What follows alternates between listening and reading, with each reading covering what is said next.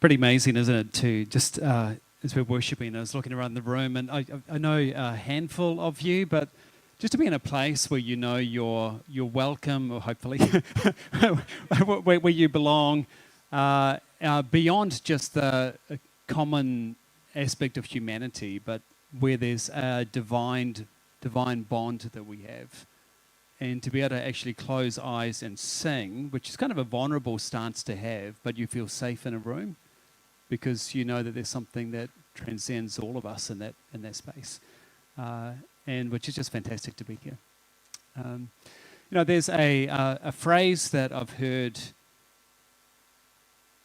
spoken over me a few times these past few weeks, and a phrase that I've heard other people raise from time to time, almost with a question. And I want to reflect on this today, and the phrase is just, the time is now. The time is now. And from that, I just want to talk about moments and what it might look like to step into this moment. Because what some are saying is there's something quite special about this particular season that we're in. And perhaps you've seen some of that, you're sensing some of that, or you're about to. And there might be an invitation from the Spirit in the stirring to actually step in to this very moment where this time is now. So I want to reflect on the importance of moments, and want to cast a little bit of a story, or share a little bit of my own story of how Auckland Church Network came to be as one of those moments that I stepped into. And to also reflect on what I call a Nehemiah moment, to think about Nehemiah's story as well. So for me, a defining moment for me, what I call my Nehemiah moment, was at very end of 2019. Really defining moment for me. I had heard stories about unity and mission movements, particularly in New York City with late Timothy Keller and Mac Peer. I'd heard about different things they had done, where there was this vision to see Manhattan, that at the time had like 1% of people within a kind of gospel-centered church, to kind of use their phrases. Their vision was to see 10% of Manhattan in a kind of gospel-centered church within their lifetime. And over the course of kind of 15, 16 years, I believe that's around like kind of the 6 to 7% now, which is huge. And it might not have been 10% in Timothy Keller's lifetime, but huge trajectory towards that. And I think just hearing that story, and they stepped into a whole bunch of different projects together as collective churches, there was something inspiring for me about that and shaping my imagination. But also around that time, while I'm hearing imagination of what's possible, I was also hearing a lot of conversations around Auckland back at that time going, we could never have that happen in Auckland. Auckland is just too large, it's too competitive, and while we might smile to each other and kind of nod at the way we meant to love unity, there's also that sense of, we're actually quite competitive with each other, and we all want our churches to be bigger and better, and we have that kind of unofficial mission statement of we do church better, and invite people into that space and try to parade something in that space. And then along with that, though, was the way I'd also hear people say we're better together. They're beautiful cliche, beautiful words at times, and there was something that would inspire me in that, but there's also something that had a bit of discomfort, kind of going, well, where have I actually seen that?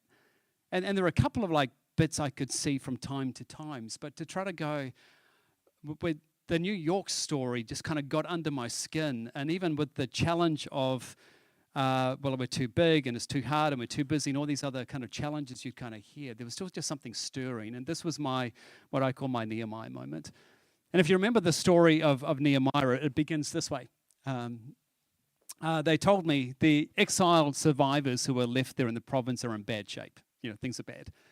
Conditions are appalling. The wall of Jerusalem is still rubble. The city gates are still cinders. When I heard this, I sat down and wept. I mourned for days, fasting and praying before the God of heaven. And what I find really interesting is Nehemiah is like 1,500 kilometers away from all of this. He's in Persia. This is all happening in Jerusalem. And yet he hears the story. And I think when we kind of hear this, read this, we can kind of go, well, the walls are down, city gates, it's not that big a deal. This was a really big deal back at that time. Walls were not just security around a city, the city gates were where trade would happen. It's where the elders would meet and kind of determine like justice and court cases and all of that. So there's like this identity as a nation is not there because the infrastructure, the walls and the gates aren't there. And Nehemiah, he's not a pastor, he's not a priest, but when he hears this, he allows his heart to become disrupted. He allows something to happen and move him towards just wrestling with, it shouldn't be that way. And this was a big issue. Not only is the need for walls, but this was a really big project to take on. Some people say these walls were like 10 meters wide, 15 meters high. And there's 4 kilometers of broken walls that need to be repaired. This is a huge job. Some would say an impossible job. And I'm sure as it happens all the time, people see the pile of rubble, and there were people that said, somebody somewhere needs to do something about that. And then, days turn into weeks, and you keep moving past the rubble, and you keep thinking, well, somebody needs to do something about that. Somebody needs to do something about that. Somewhere needs to do something about that, but days turn into weeks, into months, into years, and eventually you just kind of get used to it. And you no longer even think, well, maybe someday somebody will come around it. But it's just something that sits there. But for Nehemiah, there was something that got under his skin. And I think the Spirit of God sparked his imagination about, no, somebody needs to do something about that now. And he allowed himself to take some time to pray. And there's actually a couple of dates given in chapters 1 and 2. So it's like 4 months of time he gives himself to pray and to wrestle. And to, I think during that time, probably a plan starts to emerge in his mind. And if you know the story, speaks to the king, and he gives his little checklist of everything he wants to step into this. But he's effectively identified himself to go, well, if there's a need, I'm going to step into this defining moment. I'm going to step in and do something about it. He goes, he checks out the city, he casts a vision to others, and then the beautiful part, you come to chapter 3 of the story, and it's one of the most boring chapters of the Bible. In fact, if you've preached on Nehemiah and if you've grabbed any preaching commentaries, chapter 3 often is missed because all it is just a list of names of chapter 3. And really, it's just like credits in a movie of all these people that contributed to the project.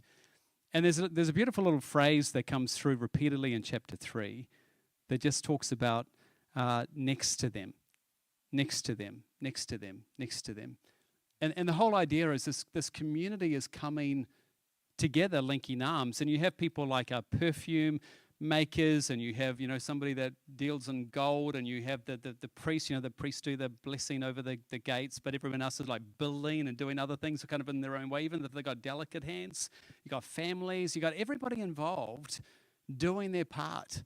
Next to them, next to them, next to them. And so the result is this here, the next verse.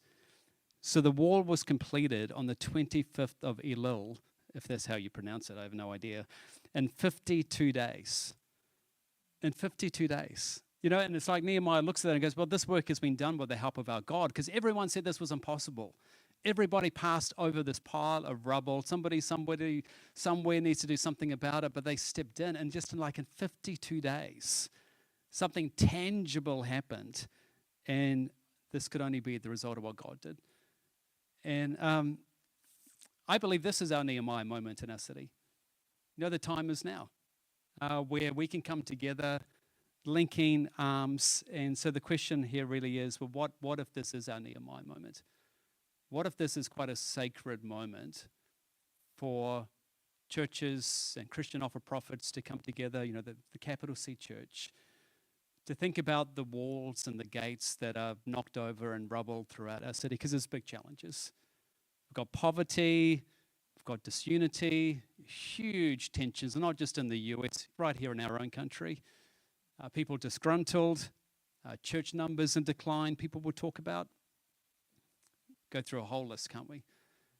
And it's easy to reflect on all those challenges and just place them in the too hard pile. I'll be too busy. There's that kind of pile of rubble over there somewhere that hopefully somebody will deal with one day. And we just get focused on our own thing, and days turn into weeks, and weeks turn into months, and months turn into years. But then it's like the Spirit of God disrupts something again. And I think this is the moment, or this could well be the moment. Certainly in my own life, when end of 2019, there was a group in our city called Auckland Church Leaders. This is our denominational leaders and churches of a particular size coming together. And it had been that way for a good decade. But really it was kind of a coffee group for particular leaders to come together 4-6 times a year and, share some stories, but it kind of, that was it. They asked me to step in and to lead that group at the end of 2019. And there was just this moment of going, I think we can do more than just have a coffee group. What would it look like to actually step out and actually take that cliche of we're better together and actually start to explore maybe some things we could actually do to show that we are actually better together as a capital C church. And so as we had coffee with different people, that eventually led to a few of us heading away to Waiheke Island for an overnight just prayer retreat and just starting to dream. And these are people from across different denominations and different sizes of churches and all that kind of thing coming together. And just from that led to effectively the formation of Auckland Church Network and identifying these 5 pillars that we want to be about. And Ben beautifully stepped into that, and Dale beautifully stepped into that, and really kind of there's a lot of different stories starting to come together. My learnings from what's already happened, and I think what can happen going forward, there's almost like 4 ingredients that I see that I think spark a healthy unity and mission movement, and each of those words are quite important. Here are the 4. Just as we kind of dream and wonder if this time is now. First, we need this uncommon unity centered around Jesus, not around a church or person's brand. I've seen a lot of different unity movements, but often what they are, when you kind of dig in a little bit closer, is a tribe of people that have a lot in common together, coming together. Often it's particular denomination, or it might be more like Pentecostal or more kind of high church or kind of that evangelical center, and we feel comfortable in that kind of space, and that's why we do that, because we like to have lunch with particular people or come to a particular conference from that particular church or group of friends. I think what healthy unity movements that do something in mission together beyond what's normal, the uncommon part of what I'm talking about, is when people step outside of those tribes. And to do that, there's a sense of discomfort that comes for all of us. This happened when we were in Waiheke. So one of the magical moments for me was when one of our large Pentecostal churches in our city was dreaming together with the auxiliary Catholic bishop at the time, and they were dreaming about an evangelism campaign across our city. And I was like, I don't actually even care if the evangelism campaign happens. Just the fact that you'd have these 2 most unlikely people coming together to dream about Jesus and his mission, because that's like brilliant. So one was talking about, we could do this, and the other's going, well, we have like these billboards you could kind of add into that space, and they're just like bouncing off each other and that whole thing. I think that's the beauty of this uncommon unity. And this is what Paul says in Ephesians 4. And I used to read this verse as, as a senior pastor, we all know what this is like when people are kind of out of sync with you, and it's easy to like take a verse and kind of use it in kind of a power way and try to bring unity because you want people to agree with you. I'm probably the only one that's ever thought that in my life. But I think this is beyond just a local gathering of people. This is you can also apply this to a capital C context. Make every effort to keep the unity of the Spirit through the bond of peace. And Paul goes on to talk about the one Lord, one faith, one baptism, one God and Father over all. So this is capital C church unity. So how do we make every effort to keep the unity of the Spirit and the bond of peace? I think at a very minimum, we have to be able to speak positively about that other pastor and that other church and that other group, and come to their aid and move out of our comfort zones and actually start to explore what mission looks like together. I think healthy unity movements happen when we're willing to step across the room with people who are very different from us denominationally. Still have an orthodox historical faith, but we're united with Jesus.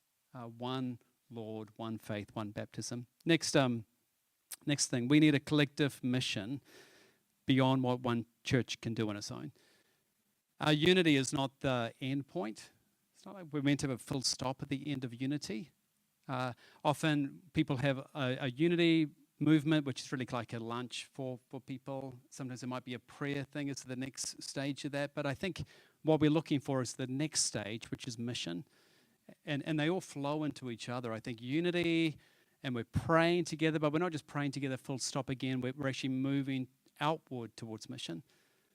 Ben has this beautiful analogy of, I guess, movements within, effectively what we're doing here, where often we can link arms together and look inward. And that's, I think, what a lot of our groups like this can be. And that's great because we need to feel like we're supported and we're connected and we're there for each other when something happens.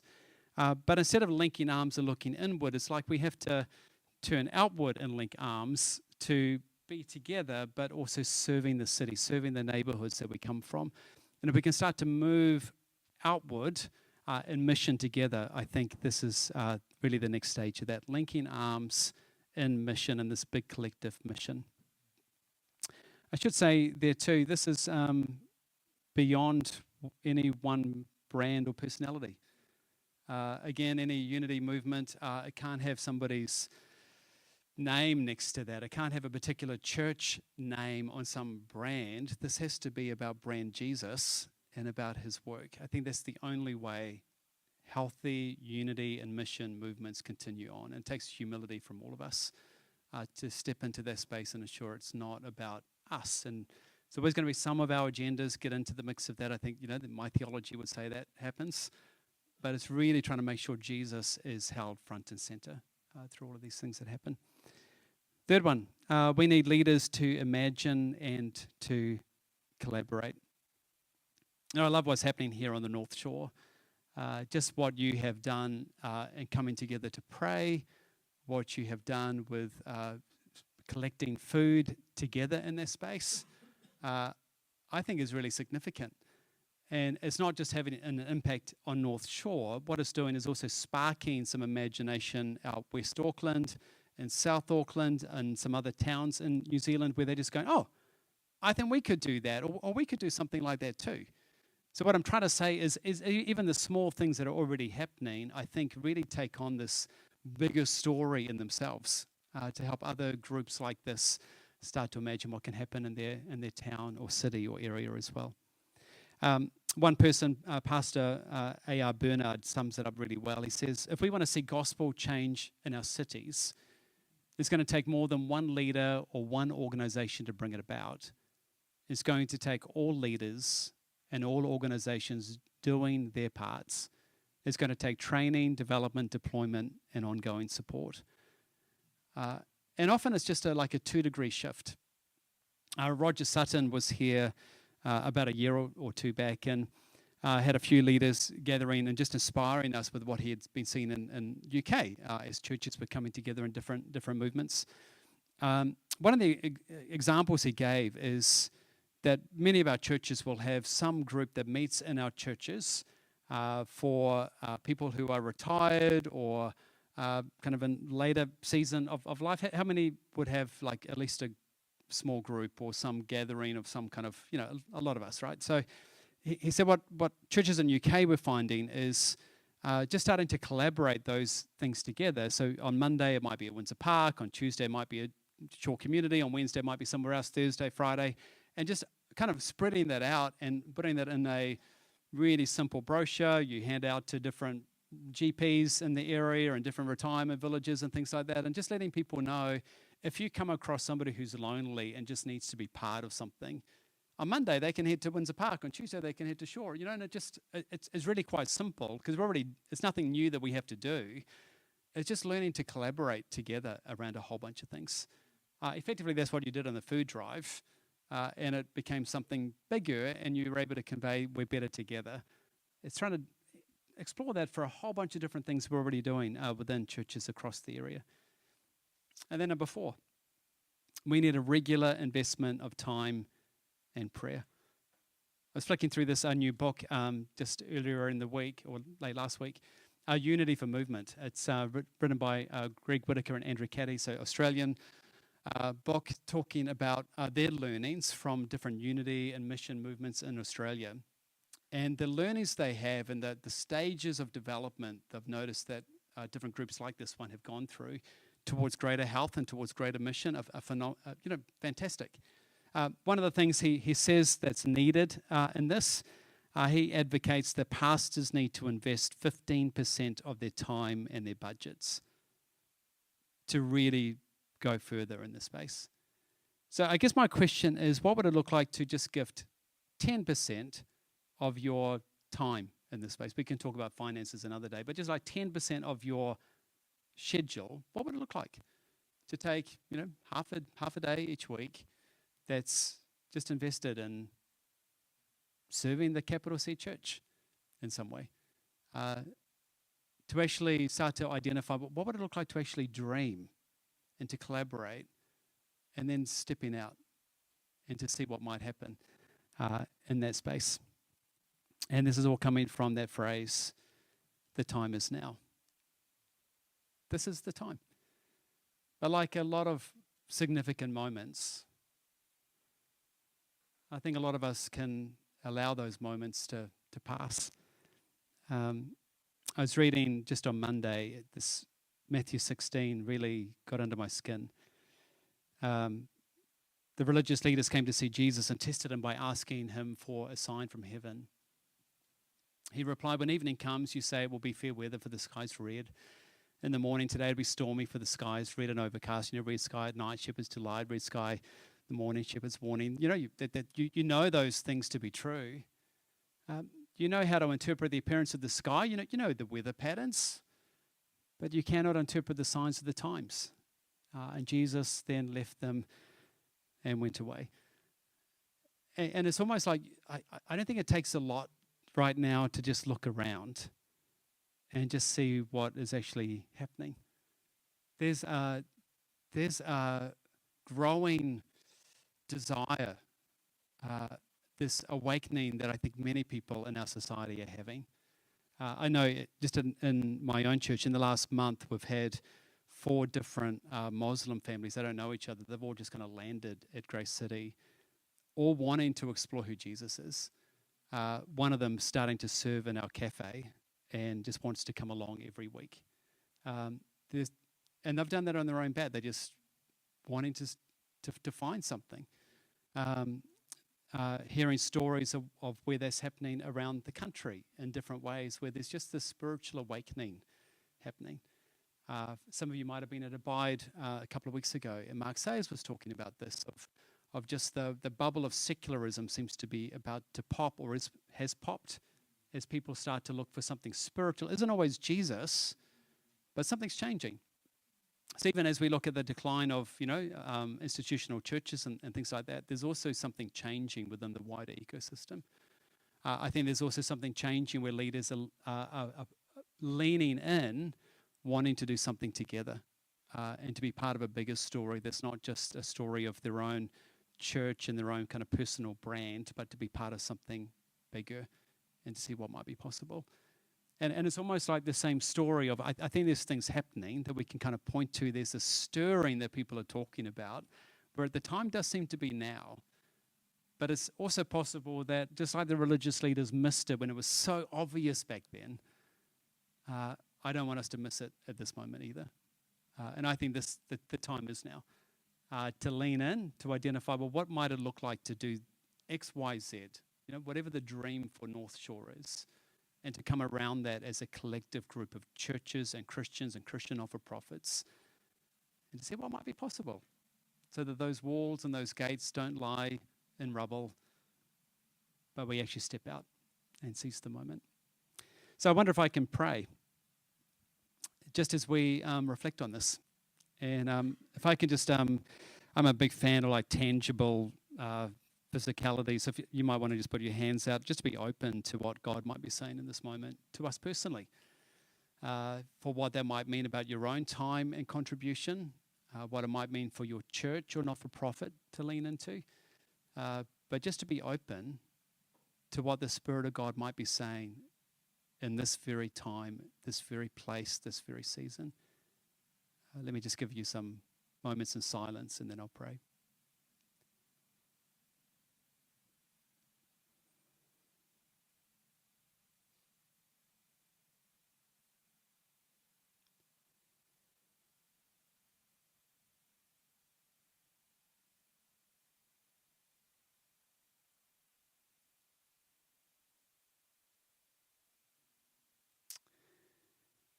Father, we see a lot of need around the city.